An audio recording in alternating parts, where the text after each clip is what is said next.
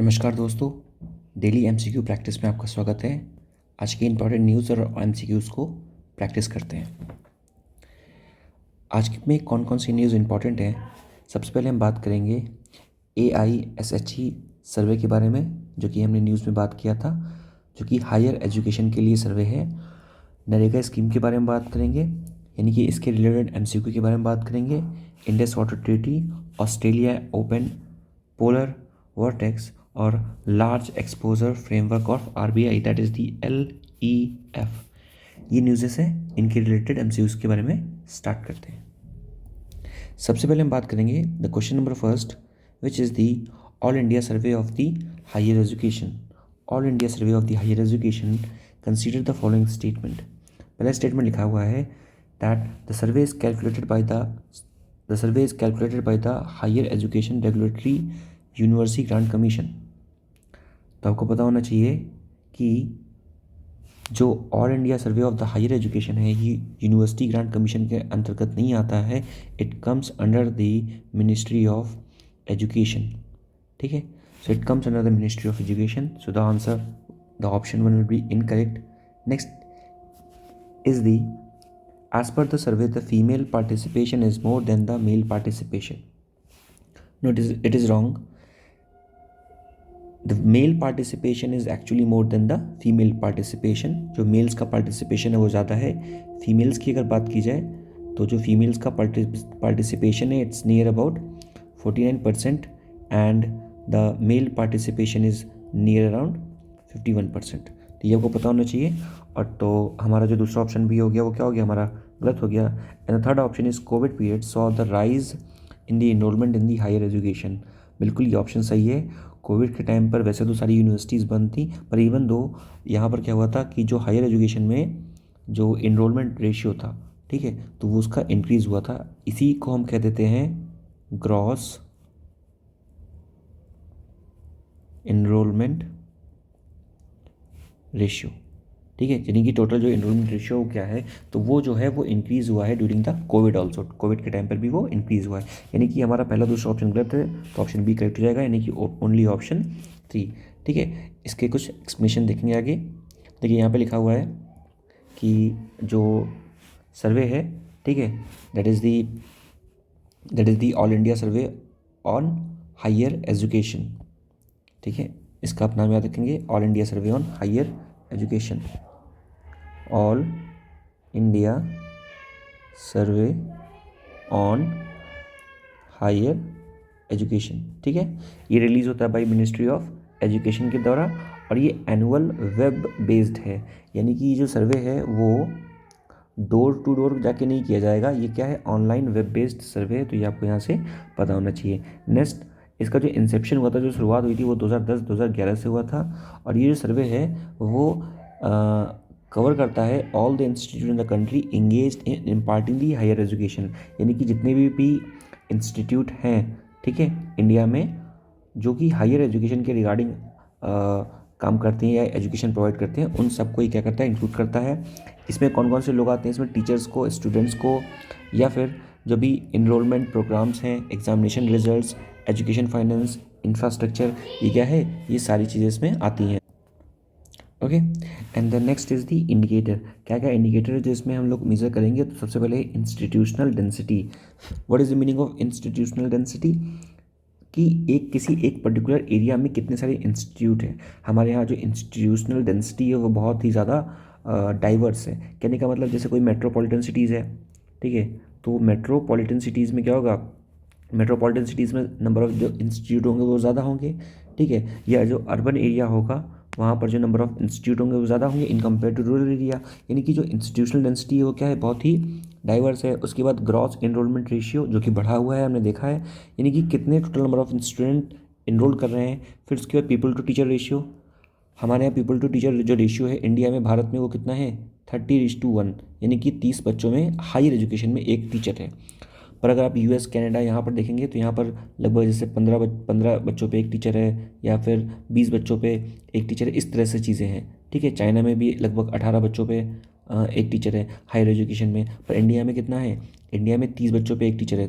तो ये जो पीपल टीचर रेशियो है ये भी क्या है, ठीक नहीं है। फिर उसके बाद जेंडर पैरिटी इंडेक्स, यानी कि कितने नंबर ऑफ गर्ल्स और बॉयज़ के कंपेयर में कितने ज़्यादा बॉयज़ या गर्ल्स इनरोल हो रहे हैं in compare to each other. फिर उसके बाद बात करते हैं per student expenditure, per student पे एक्सपेंडिचर कितना किया जाता है। फिर पर्पस क्या है, useful in making the information informed policy decision and research for the development of the education sector. अगर हम इस तरह के रिसर्चर्स, इस तरह की अगर हम रिपोर्ट पब्लिश कर रहे हैं, जैसे ये वाली है कि all India survey on the higher education, तो इससे हमें पता चलता है कि अगर हम आगे कोई पॉलिसी बना रहे हैं, ठीक है, रिगार्डिंग दी एजुकेशन, तो हमें पता है कि कितने ओवरऑल ग्रॉस इनरोलमेंट रेशियो है, यानी कि जितना भी डेटा है एजुकेशन सेक्टर से हायर एजुकेशन सेक्टर के रिगार्डिंग, तो वो हमें हेल्प करेगा एक अच्छी इन्फॉर्म्ड पॉलिसी बनाने में, ठीक है। फिर हम बात करते हैं सर्वे जो हुआ था, ठीक है, ये आपको यहाँ से पता होना चाहिए कि जो सर्वे हुआ था, ठीक है, 2021-22 में, उसमें बताया गया था कि 7.5% इंक्रीज़ हुआ है स्टूडेंट इनरोलमेंट रेशियो में, ठीक है, यानी कि पहले जो कम था अब टोटल कितना हो गया है 21%। फिर इसके बाद टोटल जो इनरोलमेंट रीच 4.13 करोड़, यानी कि जो टोटल नंबर ऑफ लोग इनरोल्ड किए हैं वो कितने हो गए हैं 4.13 करोड़, ठीक है। उसके बाद 7% राइज हुआ है enrolment in the distance education programme में। 2 लाख जो बच्चे हैं वो SC में, 3 लाख ST में और 6 लाख OBC में गए हैं, इंक्रीज़ हुए हैं। फीमेल का जो इनरोलमेंट है वो स्टूड करता है 49% पे, पहले कितना था 45% पे। और proportion of the Muslim student and the person with disability, ये क्या है, ड्रॉप्ड हुआ है। तो ये भी एक चिंता का विषय है कि हायर एजुकेशन इंस्टीट्यूट में मुस्लिम स्टूडेंट्स का और पर्सन विद डिसेबिलिटी स्टूडेंट्स का, यानी कि जो डिसेबल्ड स्टूडेंट्स हैं या डिफरेंटली एबल्ड स्टूडेंट है, उनका क्या है, डिक्लाइन हुआ है, ठीक है। फिर उसके बाद एक यहाँ पर PYQ दिया गया है, इसको भी देखेंगे कि ये PYQ क्या कहता है, ठीक है। तो PYQ में सबसे पहले यहाँ पर लिखा हुआ है कि as per the NSSO 17th round situational assessment survey of the agricultural household consider the following statement, ठीक है। सो द स्टेटमेंट क्या है, Rajasthan has the highest percentage share of the agricultural household among its rural household, ठीक। तो this option is correct, सही है कि जो राजस्थान में है वो highest percent of the agricultural house hold है, ठीक है, among its rural house hold, यानी कि जो रूरल एरिया में जो क्या है वो एग्रीकल्चरल हाउस होल्ड की परसेंटेज क्या है, ज़्यादा है, ठीक। So the first option is correct. Next option is out of the total agricultural household in the country a little over 60% belongs to the OBC, ठीक। तो ये जो ऑप्शन है वो गलत है। The third is in Kerala a little of 60% of the agricultural household reported to have received maximum income from the sources other than the agricultural activity. This is also correct. So the option C is correct, यानी कि पहला और तीसरा option क्या है, correct है। Next हम बात करेंगे मनरेगा स्कीम के रिगार्डिंग, ठीक है। देखिए ये आपको स्कीम पता होना चाहिए। देखिए ये स्कीम की अगर बात की जाए तो 2005 में जो नरेगा एक्ट आया था उसके अंतर्गत है, ठीक है।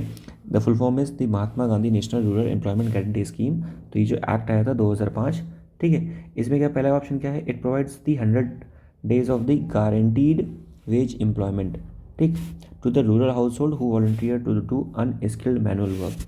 तो ये ऑप्शन क्या है, करेक्ट है। देखिए आपको पता होना चाहिए कि क्या होता है कि जो भी एम्प्लॉयमेंट मिलता है वो कहाँ पर मिलता है, मोस्टली जो एम्प्लॉयमेंट की तलाश में लोग जाते हैं वो कहाँ पर जाते हैं, वो अर्बन एरिया में जाते हैं, जिसके कारण से क्या होता है, अर्बन माइग्रेशन होता है, ठीक है। तो इस अर्बन माइग्रेशन को कम करने के लिए गवर्नमेंट नरेगा की स्कीम लेके आई थी। इसमें क्या था कि जो भी अनस्किल्ड लेबर है, ठीक है, जो भी मैनुअल काम कर सकते हैं उनको उन्हीं के जगहों में आसपास ही क्या है काम प्रोवाइड करा दिया जाए, ताकि वो क्या है अर्बन माइग्रेट ना करें, ठीक। तो इससे क्या होगा कि माइग्रेशन की प्रॉब्लम को भी एड्रेस कर सकते हैं हम लोग, ठीक है। तो इस वजह से ये स्कीम लाई गई थी, जिसमें भी बताया गया था कि 100 दिन तो आपको काम मिलेगा ही मिलेगा, ठीक है। लेकिन कई सारे ऐसे भी इलाके हैं जहाँ पर 100 दिन से ज़्यादा भी काम मिलेगा आपको, ठीक है, बट मिनिमम आपको 100 दिन तो काम मिलेगा ही मिलेगा। तो पहला ऑप्शन क्या हो गया हमारा, सही। फिर इसके लिखा हुआ है कि जो scheme is managed by the local self government, ठीक। तो ये भी ऑप्शन क्या है, सही है। जो स्कीम है उसको मैनेज करती है लोकल सेल्फ गवर्नमेंट, या फिर आप इसको बोल सकते हैं क्या कि पंचायत, ठीक है। तो पंचायत के द्वारा जो स्कीम होती है वो क्या होती है, मैनेज की जाती है। The third is the final auditing of the work is covered by the state employment guarantee council. तो थर्ड ऑप्शन जो है वो क्या है हमारा, third option is the incorrect. तो यानी कि पहला सही है, दूसरा सही है, तो option D first and second is the correct one. ठीक है, अब इसके बारे में कुछ ऑब्जेक्टिव देख लेते हैं इसके। देखिए यहाँ से अगर बात की जाए कि थोड़ा सा यहाँ से अगर थोड़ी सी हम बात करें यहाँ पर, ठीक है, तो देखिए यहाँ पर देख सकते हैं कि ये कौन कौन सी बातें हैं। पहले तो ये पता है कि जो मनरेगा का, ठीक है, जो एक्ट था वो क्या था 2005, बट स्कीम कब लॉन्च हुई 2006 में। ठीक, उसके बाद हम बात करते हैं, देखेंगे कि इसके रोल क्या है। तो रोल क्या है, सबसे पहले रोल क्या है, रोल्स की अगर बात की जाए तो रोल्स हैं क्या, रोल्स हैं आपकी priority allocation, work monitoring, social audit और रिजॉल्विंग क्वेरी। ठीक है, national rural employment guarantee act 2005 में आया था, ये आपको पता होना चाहिए। उसके बाद 100 दिन का इसमें काम मिलेगा of the work at guaranteed wage between the 1 April to 31 March. यानी कि जो फाइनेंशियल ईयर है उस फाइनेंशियल ईयर में आपको 100 दिन का काम मिलना ही मिलना है। ठीक है, और जैसे मैंने बताया कि it is manage by the gram panchayat. Gram panchayat का अमेंडमेंट कौन सा हुआ था, 73rd अमेंडमेंट ऑफ 1992। ठीक है, 243 आर्टिकल के अंतर्गत सारी चीज़ें आती हैं। रोल ऑफ द पंचायत क्या है, receiving the application and the issue of the job cards, mandatory works allocation of the 15 दिन and preparation for the annual report at the village level. तो ये सारा काम क्या है, ये सारा ग्राम पंचायत का काम है। फिर उसके बाद role of the state government, कि स्टेट गवर्नमेंट क्या करती है, मनरेगा के रिगार्डिंग जो भी रूल्स हैं, नियम है, उनको सेटअप करती है। और स्टेट एम्प्लॉयमेंट गारंटी काउंसिल को सेटअप करती है। स्टेट एम्प्लॉयमेंट गारंटी फंड्स को अपॉइंट बनाती है and the appointment of the employment guarantee assistance. ठीक, उसके बाद provision of the social audit और स्टेट कवर्ड। ऑब्जेक्टिव्स क्या हैं, इसके ऑब्जेक्टिव्स क्या हैं, ये स्कीम्स आई क्यों थी, तो ये स्कीम इसलिए आई थी ताकि जो वेज एम्प्लॉयमेंट उसको बढ़ा सकें, इनकम को हम इनकम सिक्योरिटी को प्रोवाइड कर सकें, पॉवर्टी को एलिवेट कर सकें। ठीक है, और एक और चीज़ जैसे मैंने बताया कि माइग्रेशन को कम कर सकें। फिर उसके बाद डिक्रीज़ कर सकें क्या, रूरल टू अर्बन माइग्रेशन, जो कि मैंने बताया कि रूरल टू अर्बन जो माइग्रेशन को कम कर सके, राइट टू एम्प्लॉयमेंट प्रोवाइड कर सके, और स्ट्रेंथनिंग ऑफ द ग्राम सभा की जो स्ट्रेंथनिंग है कि उसको क्या बढ़ा सके। एक और बात नहीं, अगर आपसे पूछा जाए कि जो स्कीम है मनरेगा जो स्कीम है बेसिकली, तो इसमें कितने लोग, अगर हम बात करेंगे फीमेल की, ठीक है, जो फीमेल्स हैं तो फीमेल्स की इसमें इनरोलमेंट रेशियो क्या है। ठीक है, फीमेल्स का इनरोलमेंट रेशियो क्या है, तो आपको पता होना चाहिए कि फीमेल का इनरोलमेंट जो मनरेगा में है वो मोर देन 50% है। ठीक है, मोर देन 50%, लगभग 55%। तो ये आपको पता होना चाहिए कि मोर देन 50% है। और इसमें बोला यह गया है कि 1/3 यानी कि 33% वीमेंस होनी चाहिए। यानी कि जो भी एम्प्लॉयमेंट मिलेगा, ठीक है, वो 1/3 लोगों में 1/3 उसमें वीमेंस होनी चाहिए, यानी कि 33% वीमेंस होनी चाहिए। पर अब अभी अगर बात की जाए तो वीमेंस का परसेंटेज कितना है, 55% है। ये आपको यहाँ से पता होना चाहिए। फिर बात करते हैं क्या नेक्स्ट, प्रधानमंत्री Kaushal Vikas, consider the following statement. Pradhan Mantri Kaushal विकास के बारे में हम बात करेंगे। ठीक है, ठीक, इसके बारे में बात करेंगे। Okay, now with reference to the Pradhan Mantri Kaushal Vikas consider the following statement. Pradhan Mantri Kaushal विकास योजना, पहले लिखा हुआ है क्या कि it is the flagship scheme under the ministry of labour employment, no it is wrong. Next, it is among other things it will also impart the training of the soft skills, entrepreneurship, financial and the digital literacy. सही की जो प्रधानमंत्री जो कौशल विकास योजना है उसमें क्या करेंगे, उसमें सॉफ्ट स्किल्स को प्रोवाइड करेंगे और एंटरप्रेन्योरशिप्स की जो स्किल्स है वो प्रोवाइड करेंगे। फाइनेंशियल और डिजिटल लिटरेसी को भी क्या किया जाएगा, प्रमोट किया जाएगा। Next is it aims to align the competencies of the unregulated workforce of the country to the national skill qualification framework। ठीक है, जो भी हमारी कंट्री का जो क्या है अनस्किल्ड लेबर है, तो उसको हम लोग क्या कर सके, उसको स्किल प्रोवाइड कर रहे हैं और उसको नेशनल स्किल्स क्वालिफिकेशन फ्रेमवर्क से क्या कर सके, जोड़ सके। तो ये भी इसका एक क्या है उद्देश्य है। This option is also correct, so the correct option is option C.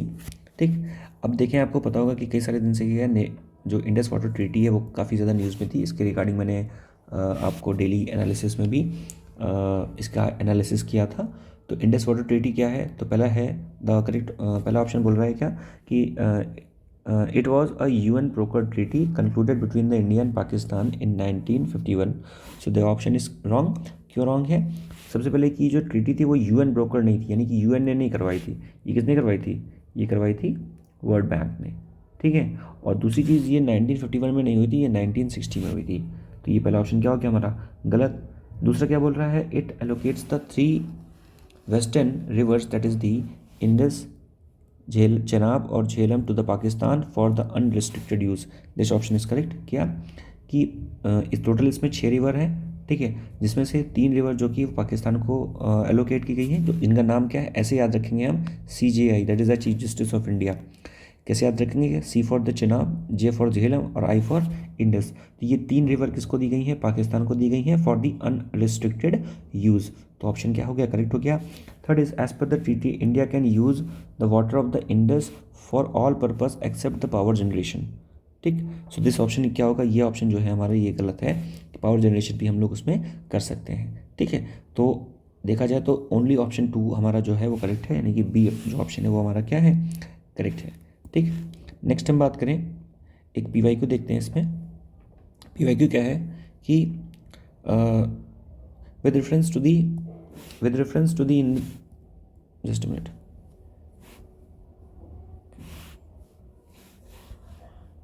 yeah, so with reference to the Indus water system, of the following 4 rivers, 3 of them pour into one of them which joins the Indus directly. Now among the following which one is such river that joins the Indus directly? तो कौन सी ऐसी river जो Indus को directly join करती है, तो it is Sutlej, ठीक है। ये PYQ 2021 में आ चुका है, ठीक है। अगर मैं आपको इसका मैप दिखाना चाहूँ तो आप इसको ऐसे थोड़ा सा समझ सकते हैं कि देखिए, अगर मैं आपको इसका मैप दिखाऊं, so you can understand from here, थोड़ा सा आप समझ सकते हैं कि this is just a minute,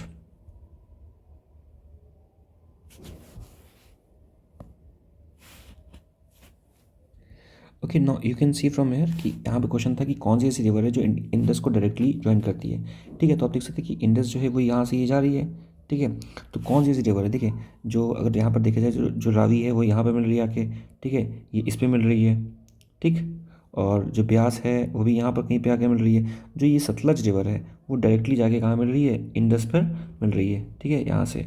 तो बेसिकली क्या है कि इंडस ऐसी रिवर है जो डायरेक्टली मिलती है कहाँ पर, जो डायरेक्टली मिलती है हमारी, सॉरी, सतलज ऐसी रिवर है जो डायरेक्टली मिलती है हमारी कहाँ पर, इंडस में। तो यहाँ से आपको ये पता रहना चाहिए, ठीक है ना। Next question is regarding the large exposure framework, LEF, ठीक। कंसिडर द फॉलोइंग स्टेटमेंट, ये क्या है, ठीक है।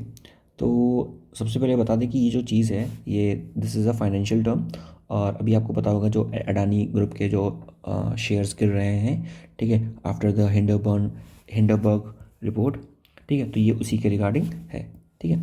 अब हम बात करेंगे सबसे पहले कि यहाँ पे लिखा हुआ है कि लार्ज एक्सपोजर फ्रेमवर्क ये है क्या, कंसिडर द फॉलोइंग स्टेटमेंट।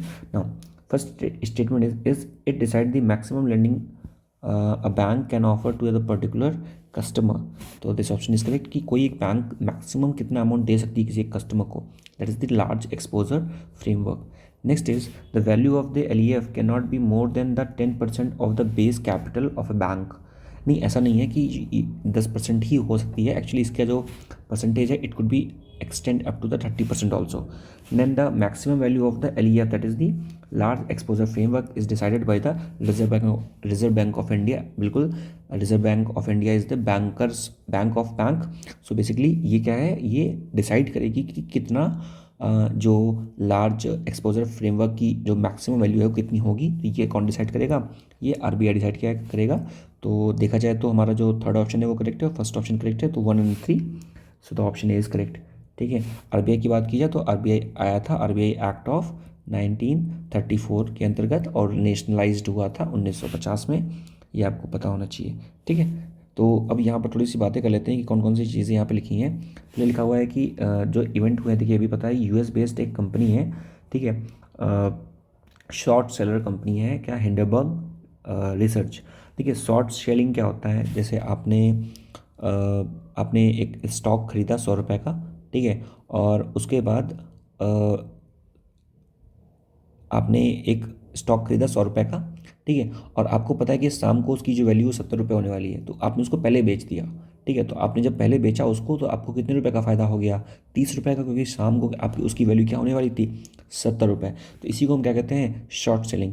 तो जो हिंडनबर्ग रिसर्च वो करता क्या है, वो शॉर्ट सेलर है, ठीक है। और इसने एक्यूज किया था क्या, अडानी ग्रुप को, कि ये क्या करते हैं, मैनिपुलेशन करते हैं क्या, स्टॉक्स की, और उनके अकाउंट में क्या है, कोई भी फ्रॉड है, जिसकी वजह से क्या होता है कि जो अडानी ग्रुप के जो भी स्टॉक्स थे वो क्या हो गए, गिर गए बहुत ज़्यादा। और बैंकिंग सेक्टर पूरा क्या कर रहा है, पैनिक कर रहे हैं। क्यों, क्योंकि सबने लोन दे के रखा है। एसबीआई ने क्या है, one of the largest lender claim that expose to the well below the large exposure facility of the RBI. तो जो एसबीआई है वो क्या है, वो लार्जेस्ट लेंडर है, ठीक है ना, under the large exposure framework of the RBI, ठीक है। तो मैंने ये बता दिया। और दूसरी चीज़ मैंने आपको ये बताया कि जो एलईएफ है, that is the large exposure framework, ये क्या है, ये दिखाता है क्या कि एक जो बैंक है वो कितना अमाउंट दे सकता है किसी भी एक पर्सन को, ठीक है। और यहाँ पर देखो आप लिखा हुआ है कि 2019-20 में जो इसका अमाउंट है वो कितना हो गया था, 25 से 30%, पहले 10% था। तो इसीलिए ऑप्शन में लिखा होता 10%, पर 10% नहीं, अब ये 30% हो गया है, ठीक है। नेक्स्ट हम बात करते हैं PYQ है, which of the following statement best describe the term the scheme for the sustainable structuring of the stressed assessment, that is the S4A recently in the news। तो ऑप्शन क्या हो जाएगा, ऑप्शन बी इज करेक्ट हो जाएगा। It is the scheme of the RBI for the reworking the financial structure of the big corporate entities facing the genuine difficulties. यानी कि अगर कोई भी आरबीआई की कोई भी जो फाइनेंशियल स्ट्रक्चर है, ठीक है, यानी कि कोई बिग कॉरपोरेट है और वो कोई भी डिफ़िकल्टी फेस कर रहा है, तो उसके लिए आरबीआई ने एक स्कीम निकाली थी। और स्कीम का नाम क्या था, scheme for the sustainable structuring of the stressed assessed, ठीक है, दैट इज S4A। नेक्स्ट हम बात करेंगे पोलर वर्टेक्स, ठीक है। तो पोलर वर्टेक्स क्या होता है, आपने इसके बारे में काफ़ी बार सुना होगा, ठीक है। तो ये क्या है कि पहला स्टेटमेंट लिखा हुआ है, it is the large area of the higher pressure and the cold area surrounding the both the earth poles. तो यहाँ पर ये हाई प्रेशर नहीं होगा, ये क्या होगा जाएगा, ये लो प्रेशर है, ठीक है, लो प्रेशर। तो पहला ऑप्शन क्या हो जाएगा, गलत। Next is it spin in the stratosphere a layer of the atmosphere, ये ऑप्शन सही है। Then it is the highest during the summer and lowest during the winter, ये भी गलत है। It is the highest during the winter होता है यहाँ पर, और लोएस्ट कब होता है, लोएस्ट होता है समर में, ठीक है। अब इसके साथ एक तरह का ये टॉर्नेडो टाइप का ऐसा कुछ। तो ये जो ऑप्शन हो गया ये भी गलत हो गया, सिर्फ हमारा 2 ऑप्शन करेक्ट है, that is the option B, ठीक है। नेक्स्ट देखिए यहाँ आप देख सकते हैं, ये है आपका स्ट्रॉन्ग पोलर वर्क्स और ये वीक। स्ट्रॉन्ग कब होगा, स्ट्रॉन्ग होगा कब, विंटर में, और जब ये स्ट्रॉन्ग होगा तो प्रेशर कैसा होगा, लो, ठीक है। दूसरी चीज़, जब वीक होगा तो क्या होगा, वीक कब होगा, समर में, ठीक है। और जब वीक होगा तो प्रेशर कैसा होगा, ज़्यादा, ठीक है। तो ये क्या होगा, ये यहाँ से ये यहाँ पर ऐसे चलेगा और यहाँ पे ये एक्सपेंड करेगा, ठीक है। नेक्स्ट क्वेश्चन की बात करते हैं। कंसीडर द फॉलोइंग स्टेटमेंट, ठीक है ना।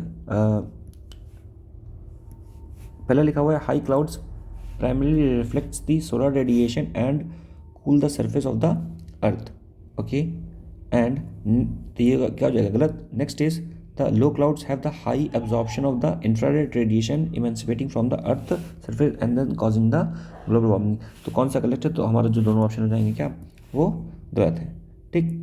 नेक्स्ट हम बात करते हैं कि